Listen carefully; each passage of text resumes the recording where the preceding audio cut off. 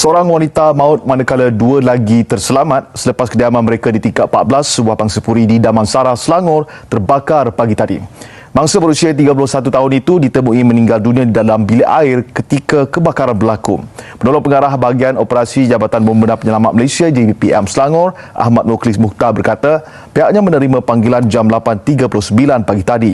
Seramai 21 anggota dari Balai Bomba dan Penyelamat BBP Damansara, Petaling Jaya dan Sungai Buloh dikejarkan ke lokasi kejadian. Menurutnya, kebakaran membabitkan kotak Swiss pada sebuah pangsapuri di tingkat 14. Api berjaya dipadamkan oleh anggota bomba dan terdapat 3 orang mangsa, iaitu 2 wanita dan seorang lelaki berusia 24 hingga 31 tahun. 2 mangsa berjaya diselamatkan manakala seorang lagi wanita disahkan meninggal dunia oleh pihak Kementerian Kesihatan. Mayat mangsa diserahkan kepada polis untuk tindakan lanjut. Persoalannya, sampai bila kebakaran distribution board akan terus berlaku di rumah? Masalah ini akan terus berulang kerana pengesanan awal sukar dilakukan dan tindakan kecemasan selalunya berlaku selepas api sudah pun membesar. Kami terpanggil untuk mencari jalan penyelesaian. Sistem ini yang kami bangunkan bertujuan untuk mengesan bahaya yang lebih awal dan memberi tindakan awal sebelum api sempat merebak. Assalamualaikum warahmatullahi wabarakatuh. Nama saya Izul Hanis bin Salhuddin. Saya Muhammad Ashraf bin Muhammad Sadiq Aswad. Dan saya Muhammad Arifan Hakim bin SD. Kami daripada Institut Kemahiran Tinggi Belia Negara Temerloh. Dan kami merupakan pelajar daripada jurusan Diploma Teknologi Kejuruteraan Pembuatan Automotif. Kami di bawah penyelidik Encik Isnet bin Syarli.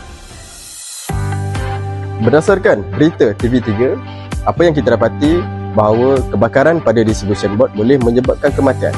Oleh itu, kami mencipta satu sistem yang diberi nama sebagai Safe Distribution Board atau Smart Automated Fire Elimination Distribution Board.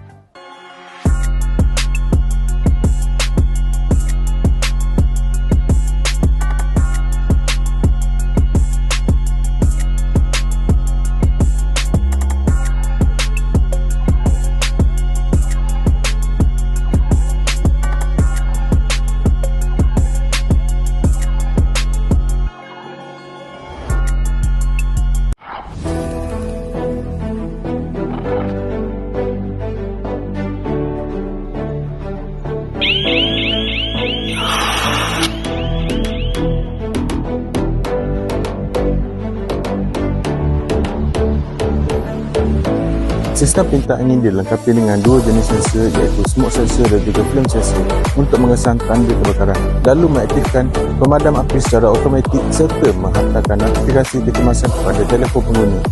Dan ia juga dikuasakan oleh solar panel yang di mana sistem ini akan kekal beroperasi walau berlaku gangguan elektrik, sekaligus meningkatkan keselamatan dan juga perlindungan kediaman. Kami menggunakan pemadam api jenis CO2, iaitu karbon dioksida. Kami memilih pemadam api jenis ini kerana ia dapat menyingkirkan oksigen pada punca api dengan cepat, sekaligus menghentikan proses pembakaran tanpa meninggalkan sebarang kesan sisa bahan dan juga serbuk. Sebagai penutup, kami berharap sistem yang kami bangunkan ini dapat menjadi satu langkah pencegahan awal dalam mengurangkan risiko kebakaran, khususnya pada distribution board. Dengan gabungan pengesanan secara automatik dan pengaktifan alat pemadam api, kami percaya sistem ini mampu memberikan tindak balas yang lebih cepat dan berkesan. Sekian, terima kasih daripada kami. Assalamualaikum warahmatullahi wabarakatuh.